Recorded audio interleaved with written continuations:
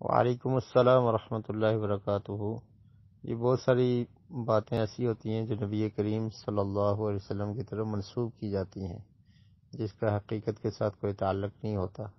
اس طرح کی ایک روایت امام البانی رحمۃ اللہ علیہ نے سلسلہ ضعیفہ میں اس کو لکھا ہے اور کہا ہے کہ یہ من گھڑت روایت ہے، خود سے بنائی کی ہے، اور اسی طرح الکامل فی الضعفاء میں بھی موجود ہے۔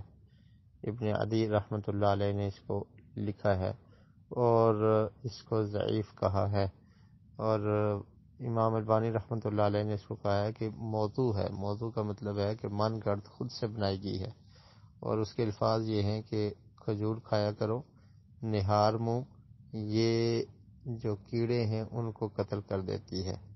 تو یہ روایت صحیح ثابت نہیں ہے، بلکہ یہ موضوع ہے، من گڑت ہے، خود سے بنا کر نبی کریم صلی اللہ علیہ وسلم کی طرف منسوب کی گئی ہے، تو یہ روایت درست نہیں ہے۔